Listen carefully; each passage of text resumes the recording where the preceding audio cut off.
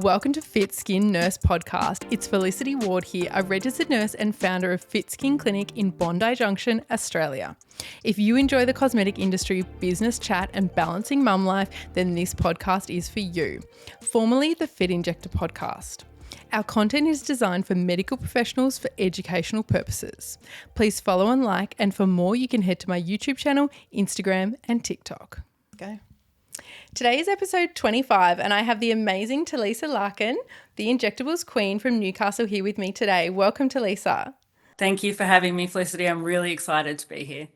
It's so exciting to have you and that we've finally made it. I feel like we are both balancing so many things at once that we've made it. That's all I'm going to say. We've made it. We've made it to this episode, which is really exciting. We're here today. We're here today.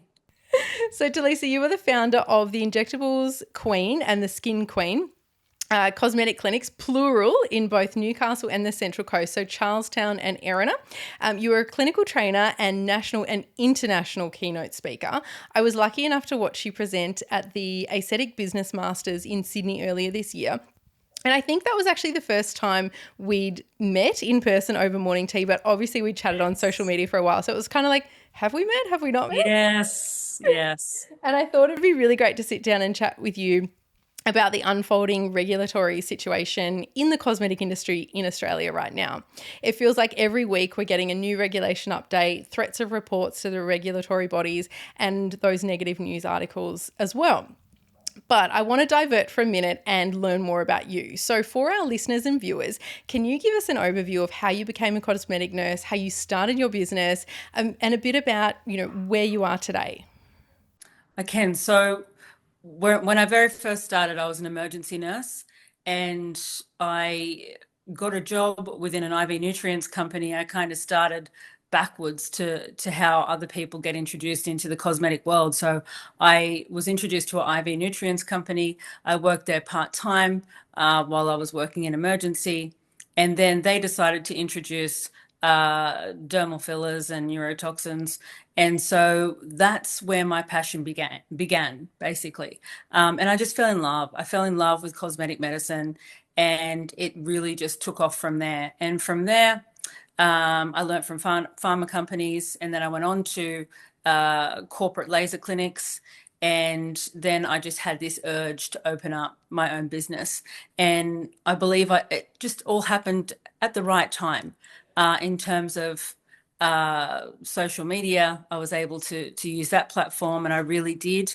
I found my niche, which was cosmetic injectables. That's all I did. I didn't do skin. So even when I opened my clinics, my specialty, as I called it back then, was cosmetic injecting. So we didn't actually have anything skin. So we could help skin, but we didn't have anything skin. So essentially from there, I opened up the Charlestown clinic. I had one injector and I had a couple of front of house reception, and it just took off. It really took off. And I did keep a good social media presence, a community presence. And I believe that is what grew the clinic so quickly. And then I expanded to Erina. And then after I expanded to Erina, I decided I would no longer expand because two clinics was enough. 2 clinics is enough. We now have a team of about 30 people. So I've gone from 1 to 30 people. I have operations team, injectors, skin therapists. I outsource to marketing agencies. I outsource wherever I need to, depending on what I need to achieve. And now I'm here. I inject part-time.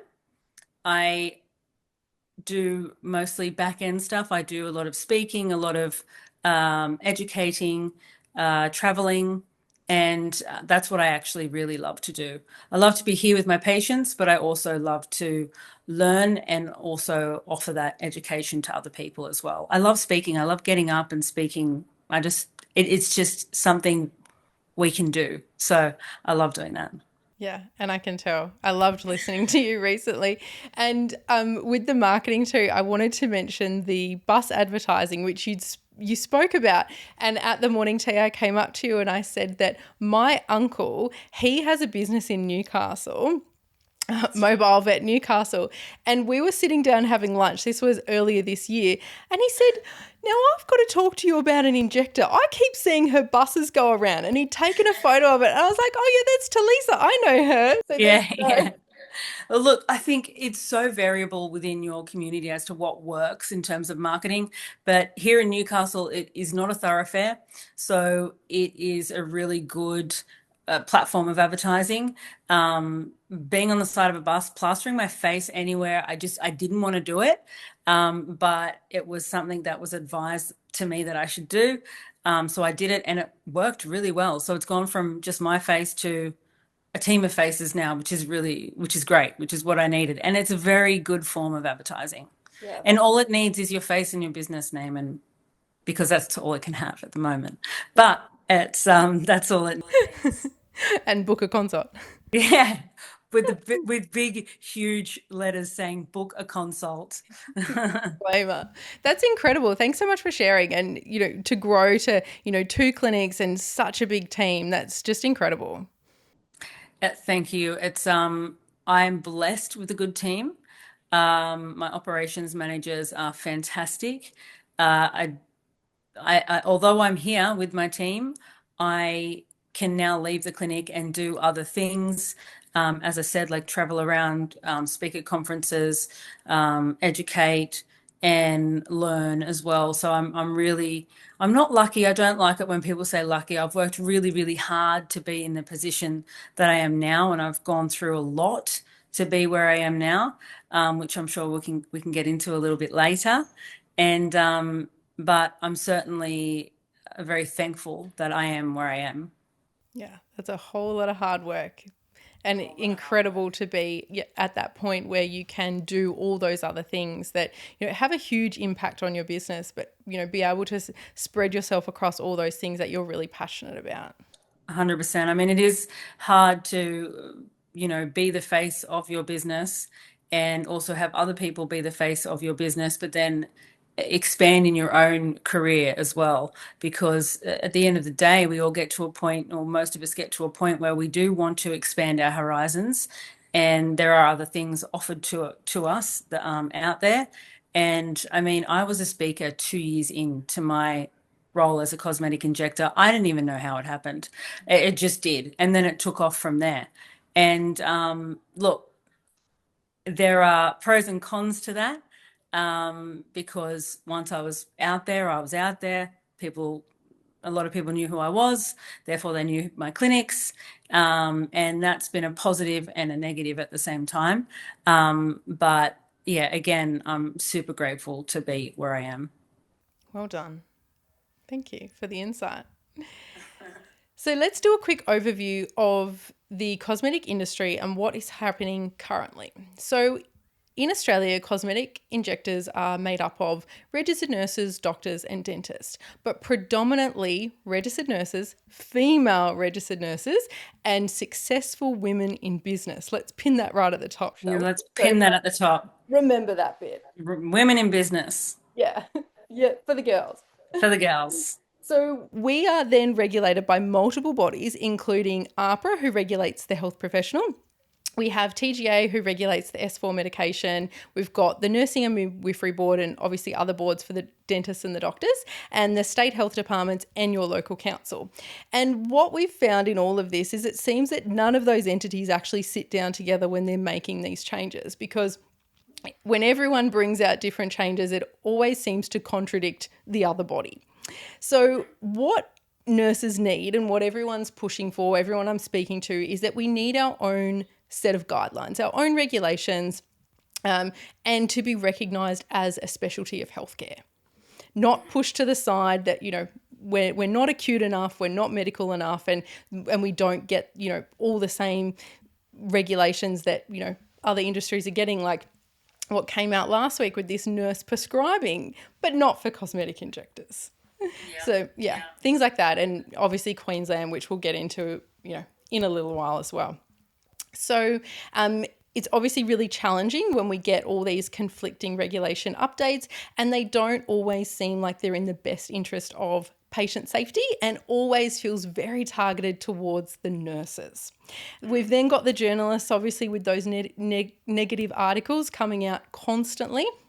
And then you've got the non-medical professionals importing the non-regulated products, doing the home jobs, and no intervention of the regulatory bodies. But the news articles then kind of indicate that it's nurses, but it's like, no, that wasn't us. We definitely wouldn't do that. So obviously, quick overview, we're going to get into it further, but how are you feeling about all these changes, and how has it impacted your business? When the regulations or the mandates first came out, or they first started to come out, the main one being the advertising guidelines in May, there was a lot of talk about what was going to happen before it happened, by these different governing bodies. And although I am not completely against the changes, and I'm not against the reasoning behind why, or the governing entities' reason as to why they're doing this, which at the end of the day is, they say, patient safety. I do believe that it has affected me directly, and also my team of injectors, because we hold standards so high here, and we always have. We have always offered consultations, and patient safety has always come first here. Look, our clinics are the Fort Knox when it comes to compliance, safety, regulations, keeping updated. Our whole team keeps updated. But when this did happen in May, and I did get those emails from AHPRA, and that's when the roller coaster started. It really did have a massive toll on me and my staff, and also particularly my mental health. And I'm going to be real here. As soon as the AHPRA was okay to deal with, I'm going to be honest. I had a good officer who I was very open with, and who we worked with quite closely and quite vigilantly with. I truly believe that they were there to help, and not just to nitpick. And once that was done, which took quite some time and cost a lot of money, I think it was a day later, I received an email from the TGA. And it was basically all of the same things that I had dealt with AHPRA. And the TGA basically just listed off everything that we had just fixed with AHPRA, except they had a few more things that they wanted us to fix, or they, in their audit, they wanted us to basically, they just went through everything with a fine tooth comb, which in an audit they do. Again, I didn't have an issue with that. I was very compliant. As a team, we were very compliant. I did feel targeted because, you would know that being out there and having a presence is like having a big Red Cross on your back, and everything new that happens, you should expect an email or a phone call or something like that saying, "Have you guys changed this? Have you guys changed that?" The problem is that when we were making those changes, or when my team was making those changes as well, Meta Business couldn't catch up with what we were doing. So we were getting told, you need to change A, B, C, and D. And we were doing that. And I hadn't had enough time to do it myself, right? There's too many injectors, too big a staff, got 30 some staff to look out for. I can't be there for hours on end, getting no sleep, and no rest, changing everything for the last however many years on social media. So I had to pay my staff to change it. So when Meta Business couldn't keep up, and when I say they couldn't keep up, we were deleting or changing our social media posts And Meta Business were like, wait a second, you're changing too much. And they would pop the things that we were changing back on our feed. So then in turn, we would get more letters from these different entities saying, you haven't changed that. And so then I started to have to record or get our team to record what they were changing so that they would believe us that Meta Business wasn't allowing us to make those changes. And back then, because I believe I was one of the first to get audited, there was no pop-ups saying, you've made too many changes in a day. It wasn't until I think about 3 months later that the pop-ups started to occur. And that's when I was like, oh gosh, there is a problem with Meta Business. And, it cost me tens of thousands of dollars in staffing and in third party as well to make all these changes. And we were trying our hardest to be compliant. We really wanted to be compliant. We didn't want to be non-compliant. I never have wanted to be non-compliant. But the thing is, the process wasn't made easy. It was made really hard, and I had a hard time with it. My team had a hard time with it. The morale was down. Our patients were confused because everyone else was posting about social media and what's happening, and you know and all of a sudden, well, patients are like scared. They're like, what should we get? Injectables? What's wrong? Do we book an appointment or not? Yeah, like it was just crazy. Like patients were like, what's the TGA? Why are these people posting?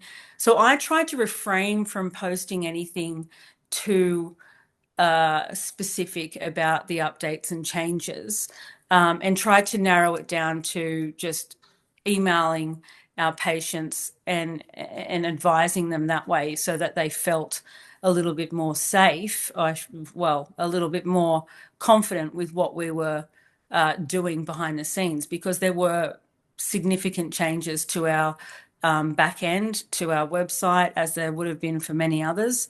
And it costs a significant amount of money, a significant amount of time. And it also costs, and I think this is the biggest thing for a lot of registered nurses, clinic owners in Australia at the moment, it costs me mental health, my stability, and my confidence of being this amazing clinic owner and traveler and and educator. Just the morale of that just hit me like a ton of bricks. And it wasn't, and it made me think about other injectors as well. And it made me think, gosh, what is this going to do for future nurses who have to, or, who have to change all of what we have to change? And what if they don't have staff to help them? What are they going to do? Well, it seems like they've had to close or shut up shop. People, when this all very first happened, I was on another podcast and I was trying to tell people, please don't jump the gun. Let's try and be united, and let's try and work through this together. If everyone jumps the gun, then everyone's going to be affected. Those of us who do try, or who do keep updated with the latest TGA guidelines or the latest AHPRA guidelines, the latest changes, because let's face it, there are changes all of the time. And we have to keep updated. That's a part of our us being a medical practitioner. We've got to be updated in whatever industry that we're in. And it did make me concerned for other nurses, but and other nurses were reaching out to me, and other clinic owners were reaching out to me, and I couldn't help them. And I felt really bad that I couldn't help them because I was just too busy drowning in my own changes, or in my own workload of having to change things that I needed to change, and worry about my registration, and worry about the entirety of my life that I had just invested into my clinics. My whole life's earnings were in these clinics that I was saving, and that I just I felt like I was drowning there for a little while. And I was like, gosh, please give me some air. And it was really tough. And and I'm not afraid to talk about that. It was really, really tough. And I'm sure it's been tough for a lot of other injectors as well. And post that, I became quite quiet. I was a little bit more recluse. I didn't really uh, integrate with my colleagues. I stopped traveling and talking and speaking at conferences because I was scared. I was scared, and I was scared of other people.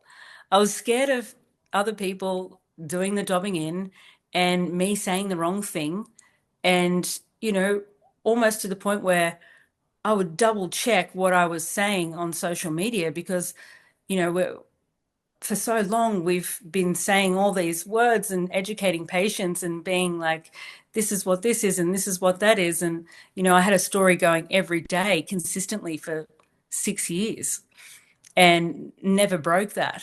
And all of a sudden I was just like, poof, I couldn't do it anymore because I was just so focused on trying to be vigilant with keeping up with these regulations, and I just didn't want to be out in the public eye anymore. That's changed now. I'm ready to get back out there, hence this It is. episode. That's why I'm here. And I've certainly noticed like so many people who would usually be much more active on their social media, you know, not afraid to say, say it how it is on their social media, have suddenly gone very, very quiet. And I think you've really spelt it out in, how businesses are feeling and that people are scared to talk about it. But it would also be nice to know that other people are, going through these things and feeling the same. I too have had, letters from both the TGA and AHPRA this year, and like my stomach just sank when those letters came through, because like our clinic is so compliant. It's purpose built. We're all highly trained. We take the prescriptions and like what we're doing so seriously, and the amount of patients that sit on our bed, particularly overseas patients, and just say how safe they feel and that they've never heard about the risks, they've never gone through a consent form until they sat in our clinic, and that they just feel so safe. And then to get these letters where they're honing in on these really like little things, posts like you said, posts from like 6 years ago that you've got to like go back through, and dealing with meta is an absolute nightmare. And it is scary. And you think, do I talk about this? Do I not talk about this? Is it going to put more of a target, on my back? And now that, I didn't, same as you, I didn't want to talk about it while it was happening. But now that we've made those changes and we've had the letters to say that, we're in the clear now, I am, happy to put it out there and talk about it and just raise awareness that we do all really need to stand together to make sure that the changes. Yes, I'm here to make this industry safer. I'm all for that. Let's raise the bar on qualifications and clinic standards and all of that. But some of these regulations that are so confusing and so challenging to implement, we need to talk about that so that just doesn't get worse for our industry. 100%. And I couldn't agree with you more on that. I think unity will be so powerful. And if we all stopped being so afraid that we're going to get another email, or that we're going to get another knock on the door, or whatever that may be, I think I feel like personally that if we're not united, we're all going to fall under a big umbrella of these blanket rules. And I can't really say the good injectors, but the people that do follow the rules and do follow the guidelines and do implement all these changes quite quickly uh, shouldn't be the ones with targets on their backs and being made an example of. And that's exactly how I felt. And I can't speak for you, but it's probably how you felt as well. And to do that to people who are out there in the industry and trying to help other injectors and trying to be so patient focused and try and be pillars of strength and light for the future of our industry, just pushed down has really had an effect on the quality of the social media that's getting put out there at the moment, because some people still aren't getting pulled up. And, I, for one, am not dobbing anyone in just because I wouldn't, and I don't Just have wouldn't time. do And I it. think there's better ways to do this. There's better ways than to grab, 50 or 100 or 47 as it was, really good companies that really do comply, and make an example of them so that their social media can basically show that they're following the rules. So therefore, if they're following the rules, you should follow the rules too. And look, again, I'm going to say that I understand there is rules for patient safety, and I understand that it is a scheduled drug, and I understand the advertising guidelines, and I don't necessarily disagree with it at all. I just disagree with how it's getting rolled out. I think it's having too much of a toll on registered nurses, particularly women in business, successful women who have climbed their way to the top. They have taken their families with them. They have refinanced their houses. They have put everything they own into building these amazing businesses, and to be brought down and shut out by a big blanket rule that, to me, wasn't very well thought out, is devastating. It really is devastating. And although we've managed to come through the other end, there are so many people who haven't. And some people have lost more than others. And that's just sad. It's really sad. And sometimes it makes me think that, will these changes make, us more united? If it doesn't, it should. If you should be scared of anything, it's about not being united. Because if we're not, we're just going to keep drowning. And, this industry is not going to be what it could be. We had, I think, back when I owned a prescribing business, there was about 5,000 nurse-led clinics in Australia. And I don't know how much those numbers are now crunched, but I would say they're significantly lower. And I would say the position of those people, and the mental health and the struggle that those people have had to endure, and the successes they've lived and now can't live, it's just really sad. And I feel like the rollout should have been more united and collaborated, and not just separate entities thrown in whenever the email system felt that we needed to be thrown in. I really don't think it was thought out that well. I think at one stage I even offered my help. I was like, guys, I really don't want this to happen to all the injectors of Australia. Is there anything I can do? Like, can I do anything?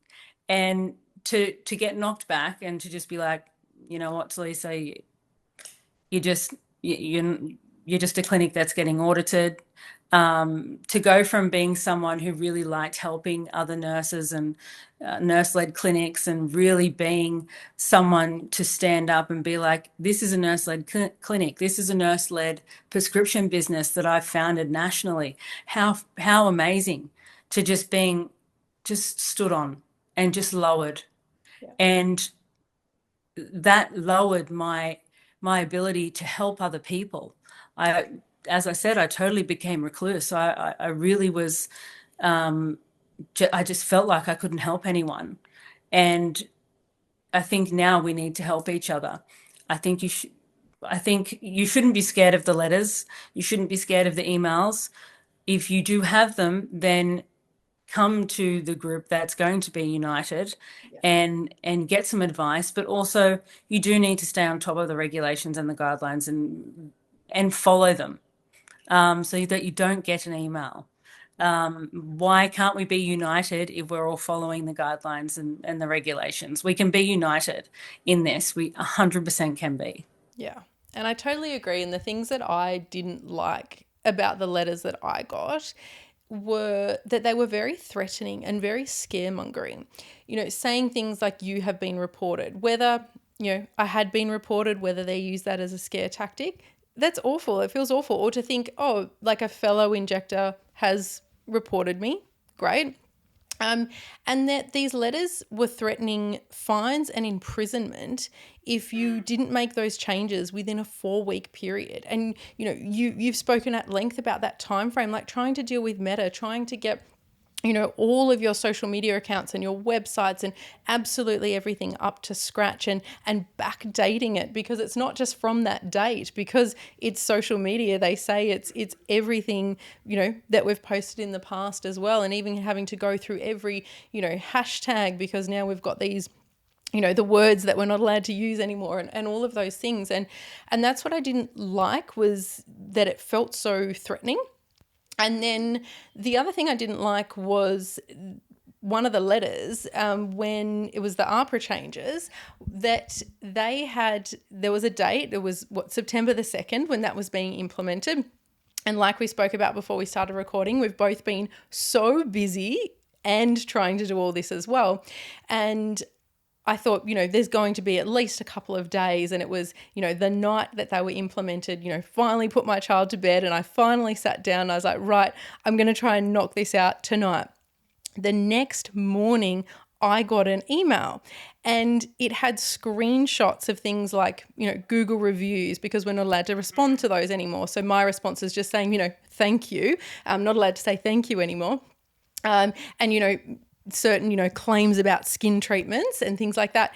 But what bothered me was the screenshots were from 2 weeks earlier. So they had pre-prepared these. So even if I'd changed anything within those 2 weeks, those emails were ready to go. The screenshots, the receipts, it was, ready to send to me. And obviously no one checked it again, the day or the day after that I had actually gone through and made those changes. Yeah, absolutely. And I think that, the fact that the governing bodies and these different entities are not collaborative in their approach, it seems like once you get one letter and you fix what you've needed to fix, or you've complied with what's needed to be complied with, then you're only sat there to receive another letter saying, actually, you've got to do this plus this, and this, and this. And you're like, but wait, I was just told that I'm good to go. And now you're telling me I'm not good to go anymore. And, imagine what that does to not only you as a person, but your whole perspective of business. The amount of times I thought, my gosh, is this worth it anymore? Gosh, do I really want to be in this space? It really did knock me down. And we had to change, I don't know, I think it was like 500 or 600 Google reviews. And every single thing was gone through, every single word throughout every single platform that we have. And look, as I said, that's fine. But the way it was done was in such a way that felt very demoralizing, and also diminishing of me as a character and a professional and an entrepreneur. I felt belittled, and it just made me feel I didn't need to be taken down any notches. I feel like I'm quite humble, and I just feel like the necessary resources were not able to be given in order for us to make these changes within these periods of time. And, I had to get extension after extension after extension. So I was stuck in that rut for months, months and months. And it was completely unjust and unfair, in my opinion. And it really did make me think of the community, but it also made me think to myself, you know what? I have to be here for myself, because I can't help anyone else. I just don't have the mental capacity. But before that, anyone who reached out to me, I would help. Hands down, without a doubt, give me a call, do this, do that. I'm here for you. And look, although I couldn't do that for them post the audit or during the audit, I I think we should all be in it together now because, as I said, if we're not, we're probably headed downhill pretty quickly. And we don't want to go any more downhill than we've already been. We want to climb it back up again Make it and be stop really and let's. confident. Yeah. And be the confident business women that we Right. deserve to be and that we have worked hard to be. We have worked hard to be here. And we should not allow anyone to take that from us. We know what we're doing. We understand these guidelines. If you would like to give us something to work off that makes us, look, I always use the word, I'd like my business to be accredited because an accreditation would mean I was operating safely. But there can't be an accreditation for something that doesn't exist. Yeah. So let's make it exist. Let's That's do the thing. something. That's the thing. Let's have, national poisons licenses. Then we can actually have data on these medications and where they are. Let's have that accreditation and where, not every clinic is going to make it in that, but it will really set those clinics apart that are, really compliant and really safe. I'd love to see things like that happen. Let's raise the bar on entry to be able to be an injector and run a business as well. Yeah, it's been a lot. It's been a It's lot. been a lot. It's been a lot. And we can say this with a smile on our faces right now, but I guarantee you there's been a lot of us out there, myself included, who have shed more than a tear or two over this. And, I really think that we need to really look after one another. And because at the end of the day, there's no one else really out there doing it.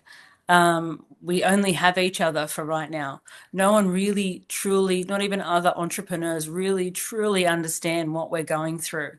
And we need to lift each other up and not be so recluse anymore. I mean, the poor nurse entrepreneurs in other states. I'm in New South Wales, like Queensland. I know Felicity spoke to, you're going to speak to a few of them. And, I feel for those guys, I really do. But at the same time, it's like if we're not going to be united, it's going to be a slow trickle of failure. And exactly. And if we don't speak up and we, don't really push for, our own guidelines to be recognized as our own specialty, we're obviously both in New South Wales. New South Wales could end up following what Queensland have done. Queensland are the testing state. We could, end up not being able to order and store S4 medications, have to have, doctors physically on site or use pharmacy models and things like that. And it has crushed and it would crush so many businesses having to do that. Or, even, the existing regulations just become, harder and harder to be able to implement into your clinics as well. So, yeah, we do really need to speak up to make sure that it doesn't get worse. Yeah. Look, I'm sure there's a lot of people out there that might hear this episode and might feel like, why are we're safe in New South Wales. Stop, don't talk about it. Guys, newsflash, what happens in other states is probably going to happen in our state. And while it's nice to be able to still be able to operate for those of us who can, I feel like we really need to take this with a more forward-thinking approach, and we need to make a call for action because without a call for action, nothing's going to happen, and everyone is going to still have to comply with all of these updated regulations and guidelines on a constant basis, and it's going to drill us into the ground. And as I've said before, I can't afford to lose that identity for myself. I know that I've definitely struggled with it, and I don't deserve to either, and a lot of you don't deserve to. We don't deserve it. We deserve to be the successful business people, women and men, that we have worked so tirelessly for so many years to be.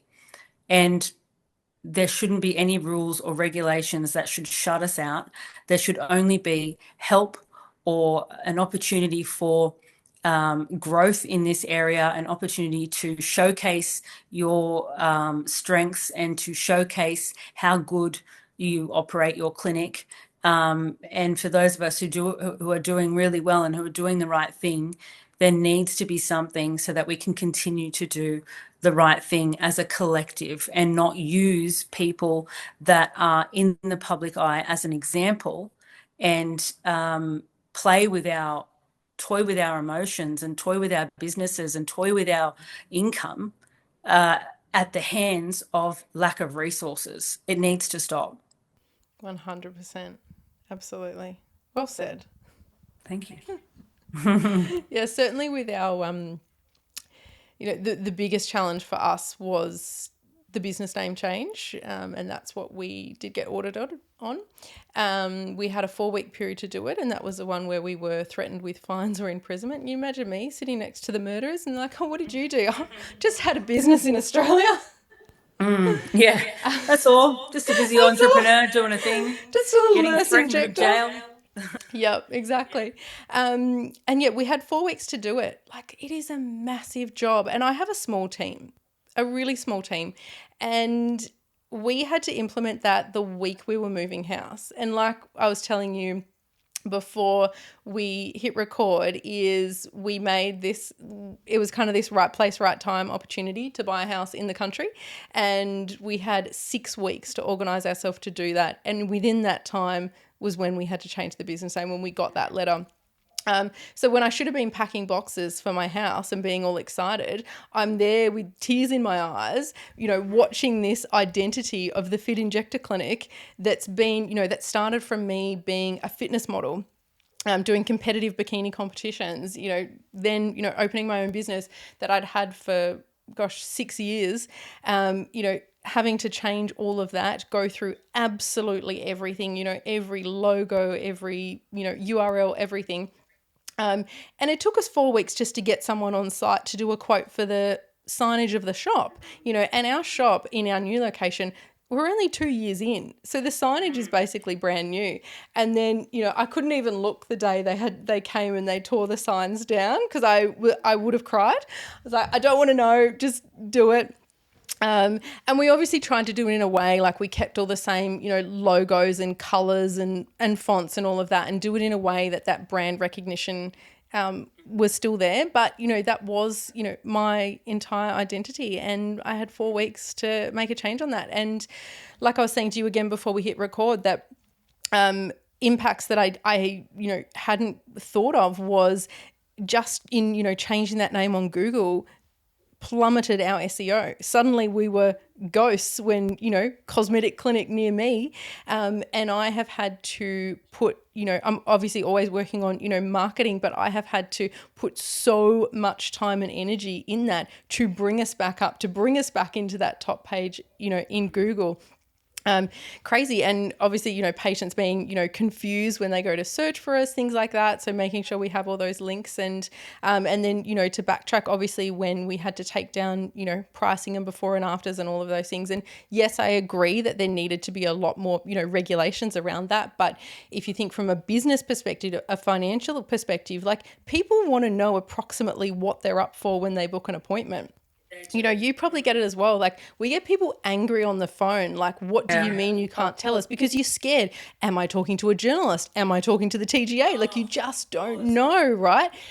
And then they go, oh, well, I just Googled another clinic and they've got their pricing, so I'm going to book there. And it's just like, oh, you feel like you've got Paranoia your, is real. yeah, and you've sort of got your hands tied because you're like, well, I don't know who you are. I'd love to tell you, I really want you to come in, but, am I about to be, audited because I tell you, a price over the phone? Or so yeah, all those impacts, like, like you've touched on, the mental health, the financial, impacts, having to, make such big changes to your business when we're already busy. We've already got so much going on.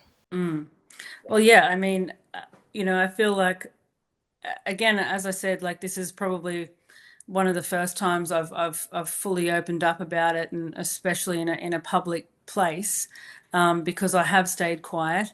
But I feel like the emotional toll that this has had on myself, on yourself, and the lack of recognition that that gets by our government and our governing bodies is really poor. We are registered nurses. We have worked in the public health system, most of us. We have done our due diligence. We still remain to work as registered nurses and do our due diligence as best as we can, for what they give us and the guidelines that they give us. And I don't think that this has been thought through with any forethought that this might actually be really breaking some people. And it has. We've seen it happen to other people, and I've seen it happen to myself. My family's seen it happen to me. It's affected me greatly, and I feel like none of that was taken into account, and still none of that is taken into account today. And it really needs to change. Yeah, it truly does. And I really appreciate you coming on and opening up about those things.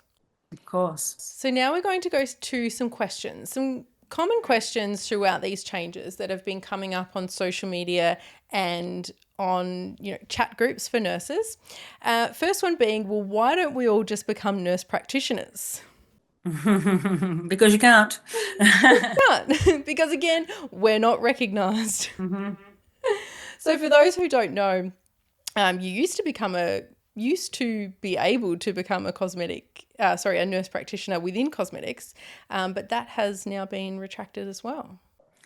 Yeah, so I I do know some nurse practitioners who have worked very hard for very many years to get their nurse practitioners in for an example, the dermatology cosmetic field, and now can't get their prescribing rights, because cosmetic medicine isn't an industry that's recognized, which is crazy because there are, and this is no offense to the nurse practitioners out there prescribing, but there are nurse practitioners out there prescribing schedule for medications within our industry currently, even on a commercial basis, which blows my mind. It's like, okay, lucky them. That's great for them. I have nothing against them. Gosh, go for gold. Use your nurse practitioners if you have it. But at the same time, it's like, what rules are for whom and for when and what time and what's fair and what's not. And why, if I can prove my my education level in this field, if I can prove how much I've done without holding a nurse practitioner's or a master's, I've done postgrad studies. If I can prove that I'm well educated, why shouldn't I be able to hold a successful business and not be dragged down with every new guideline or mandate out there? It's just not fair. Yeah. And I've heard about nurses who have, gone through and they've done all the study for the nurse practitioner, and then it's actually been declined right at the end because they work, mostly within acute settings, but part-time within injectables, declined. Yeah. Crazy. It's hard. It's like I knew that was happening. I mean, I think most of us who have been here for a little while have thought about becoming a nurse practitioner because, hey, that'd be easy. It'd be easy. It'd be great. And how great would that be? Wish I'd done it years ago. I should have done it years ago. Instead, for me, I opened up a prescription company, which still a lot of people don't know about. I didn't actually know about that until you mentioned it before. I was like, Yeah, I did. I opened and founded a prescription company that was, I won't mention the name, but I traveled around Australia on my own coin and it became very successful. And unfortunately, I lost that multi-million-dollar business. Again, it's just like blow after blow after blow. And it's like, how many blows can we can we take before it's too many? And who's going to look after us? Who's going to step up for us and say, actually, this isn't fair. The way we're treating our health practitioners isn't fair. At the end of the day, we are health practitioners. We are registering with AHPRA. We are needing help and we're not getting it. Totally. Next question. Can someone search my clinic? Someone can't physically come in and search your clinic. Nurses need to know that not without Yeah, a warrant. I think there's lots of stories out there that people like to tell about, um, their clinics getting searched. You need to be contacted by whatever governing body would like to do that before that actually happens. So no one can just walk into your clinic without some type of warrant, as you said, and just search your clinic. Who do you know who they are? How do you prove it? Do they have a little tag? No, no one can come into your clinic and search it without your knowledge or without at least giving you a heads up saying, guys, this is what we plan on doing and this is the date, and so on and so forth. So, no, that's another thing you shouldn't be scared of. And as I said, I don't think that AHPRA or the TGA are doing this to hurt us, but I think inadvertently it's really, really hurting us. And that the governing bodies, our government, the Australian government, it doesn't even matter about the governing bodies anymore. The Australian government needs to know what it's doing to their the health practitioners in cosmetic medicine and what it's doing to successful entrepreneurs who make other people really happy, who make their patients super happy, and all of a sudden they can't do what they love anymore. They can't, it changes a person. You really have to be strong to be able to get through this. And some people are, and some people aren't, and some people find themselves really struggling, like myself, and like I have done. And, it's something needs to happen. As I said, there needs to be a call for action. The Australian government needs to look after their healthcare practitioners, and if they don't, then they're going to see a steady decline in not only health practitioners in this area and registered nurses, but registered nursing as a whole. I think if my businesses were taken from me, I don't think I would have the the ability or the strength to go and be and carry on with my license as a practicing registered Oh, nurse. yeah, It would kill me. It would really kill my soul. I love doing what I do, and I love my team, and I love my business, and I love my identity that I've created for myself. And I don't deserve for that to be taken away from me, and neither do the many, many thousands of other people out there that are struggling as well and are totally. scared. Yeah, absolutely. And you just touched on patients as well. Like, our patients also have a right to be able to have more information available to them to make informed choices about where they're going to go, where they get their information from. And there has been a little bit of talk on social media about, are a lot of these regulations actually taking that part away from the patient as well? Because, like, shock horror, our patients actually want these treatments and they enjoy coming to see us. And it is a lot more than skin deep. And they do have a right to have information out there. Well, when this very first started happening, I thought to myself, well, what about consumer law? What about consumer law? Why can't we tell these people what they're going to pay? Okay, fair enough. Fair enough. We shouldn't advertise it. Okay, you could take that away. That's fine. But why can't one clinic? They're asking us the question. Why is that clinic telling me I can pay this much for this many for this treatment, and your clinic can't tell me? And it's like, well, sorry, I don't want to be the one to say, well, it's because I'm following the rules and they're not. I'm not going to do that. because that looks unprofessional. Yeah. So But instead, then they think we're being shady because we don't have the pricing. yes, exactly. So the patient, uh, our patient cohort, um, thankfully we have a good patient cohort, but you know, people around here that are patients are just like, what is going on? People in Australia are just like, what is going on? And there was a massive period, and I think it was economics as well, but there was a massive period there where people were just scared, were just not, they were not well enough, they were not well educated on why this was all happening. They thought it was really bad and that there was a whole lot of backyard nurses and backyard injecting and so on and so forth, and that any nurse you go to is bad and you need to go to someone else, and it's just the nurses were just laid, the law was laid down hard on the nurse entrepreneurs, which is really difficult. Those naughty nurses Those naughty nurses doing backyard injections.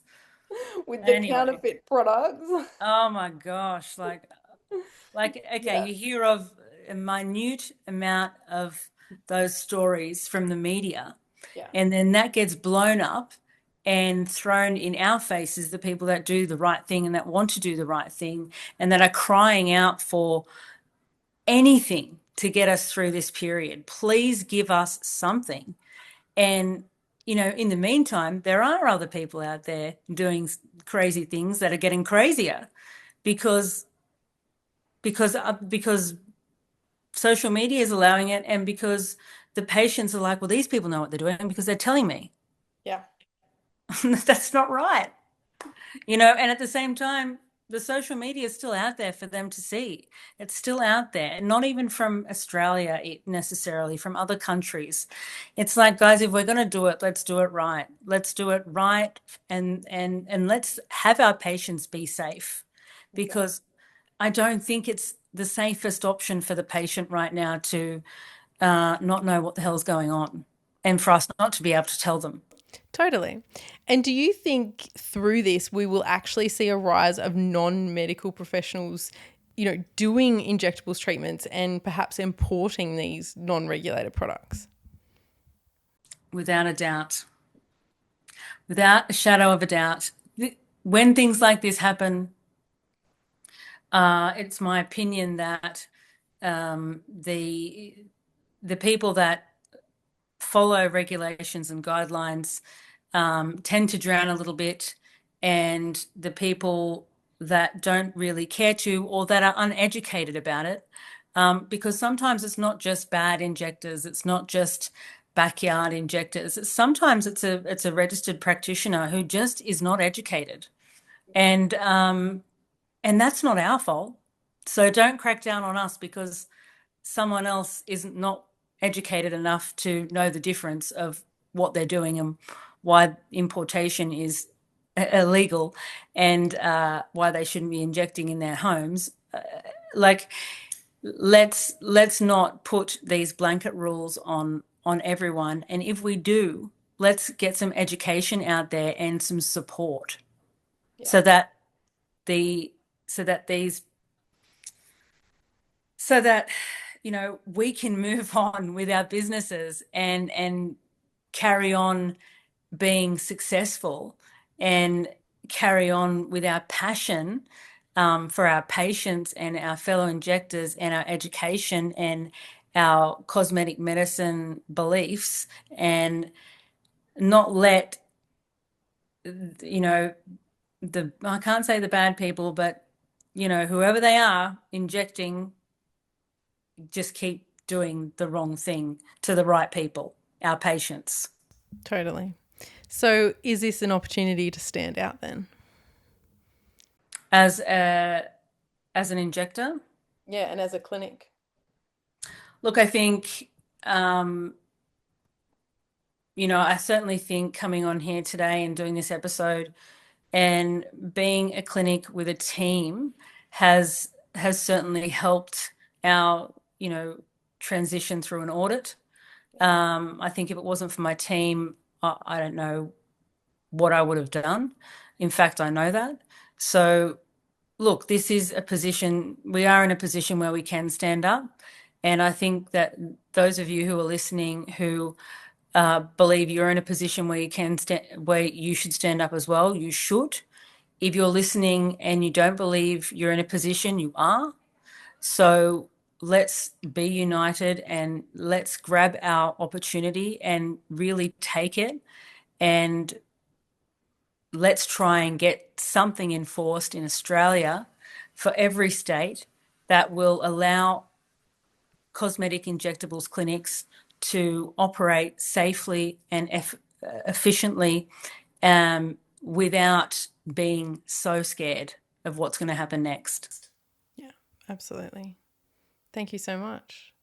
I think that was your concluding statement. Yeah, I think that was. That was awesome. Thank you so much. I really Do we appreciate get a wine now? Yeah, I think, yeah. You get a Not in trip clinic. now. Not in clinic. Not in clinic, go home and have the wine. Thank you so much, Telisa. I really appreciate you coming on here. I'm glad we finally made it. And also being so open and honest.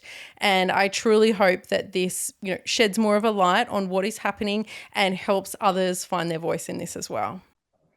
I really do too. Thank you so much, Felicity, for having me. And again, for those of you who are listening, please, it took a lot for myself and I think for you too, Felicity, to do this episode and to actually stand up after everything we've been through. We too could have been scared and just stood still and done nothing. But I think hiding under rocks is no longer going to do us any favors. We really need to move now. This is our opportunity to move. This is our opportunity to make Australia aware of our positions and to not just be labelled by the media. We have no time for that anymore. We've got to stop losing and we've got to start winning together and be united and do what we love. Absolutely. Thank you so much. Thanks again for tuning into this episode. If you enjoyed it, please like and follow and head to YouTube, Instagram, and TikTok for more. That's Fit Skin Nurse, Fit Skin Podcast, and Fit Skin Clinic, spelled ft.skin. See you in the next episode.